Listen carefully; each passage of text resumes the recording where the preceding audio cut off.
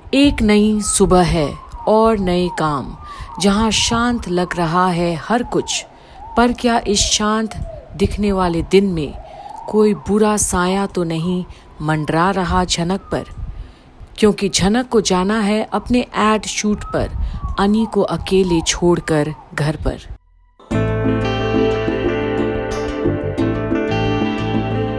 क्या हुआ झनक? सब ठीक तो है ना वहाँ? आदित्य, सब कुछ ठीक कैसे हो सकता है वहाँ? झनक, ये लोग तुम्हें इतना ह्यूमिलिएट करते रहते हैं, मुझे बिल्कुल भी अच्छा नहीं लगता। ये सब क्यों होने दे रही हो तुम अपने साथ?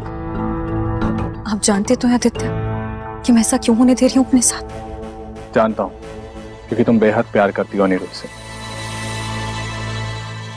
लेकिन इसका ये मतलब नहीं है कि उन लोगों को तुम्हारी बेइज्जती करने का लाइसेंस मिल जाता है। आदित्य, आपको पता है कि जब ये लोग मुझसे ऐसे व्यवहार करते थे ना, पहले तो मैं सर झुका के चुपचाप सब कुछ सहती रहती थी वहीं खड़ी खड़ी। लेकिन अब ऐसा नहीं है। अब मैं पलट के जवाब देती हूँ और कभी कभी हैरान हो जाती हूँ खुद ही सोच के कि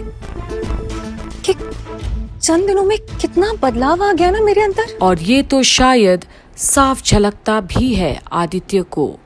ये बदलाव अपने हक, अपने प्यार के लिए लड़ने का झनक का। अब मैं चुपचाप खड़ी नहीं रहती हूँ, बेइज्जती सहती नहीं हूँ, बल्कि जवाब देती हूँ मैं। हाँ, कभी कभी ऐसी बातें बोल देती हूँ उनसे जो नहीं बोलनी चाहिए, लेकिन जैसे पहले बड़ों की इज्जत क्या करती थी, शायद वैसी इज्जत करती ही नहीं हूँ मैं। पर मेरी गलती नहीं है आदित्य।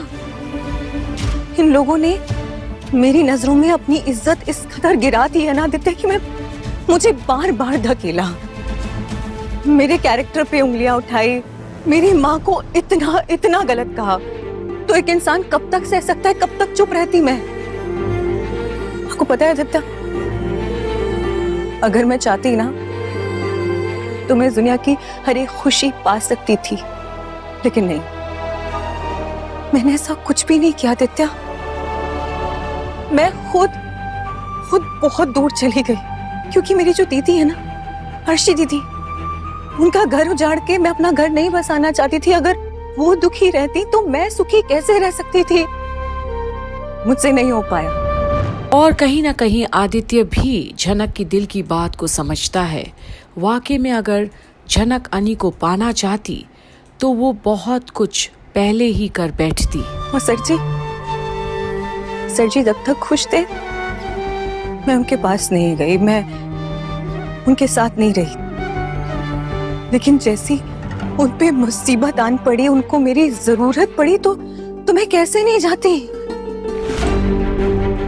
मैं दौड़ी भागी सर जी के पास चली गई।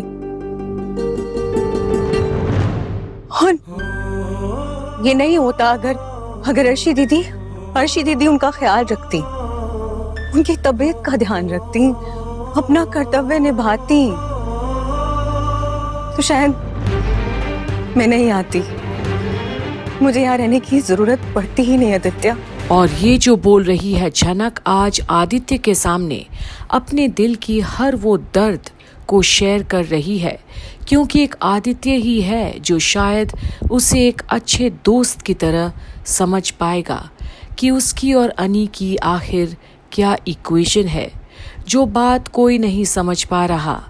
अगर मगर में ही तो इतना समय निकल गया, काश अर्शी को भी ये बात समझ आती तो आज इतना हलचल नहीं होता झनक के मन में भी। तभी तो अनी का नाम सुनते ही दौड़े दौड़े चली गई बिना कुछ सोचे झनक। कट! Very nice shot.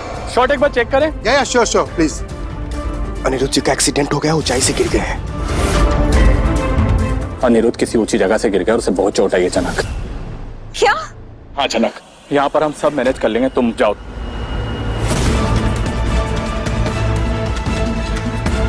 हे शिव शंभू, बस सर जी को कुछ ना हुआ हो। ड्राइवर प्लीज जल्दी से चलिए। Yes ma'am. तेजस,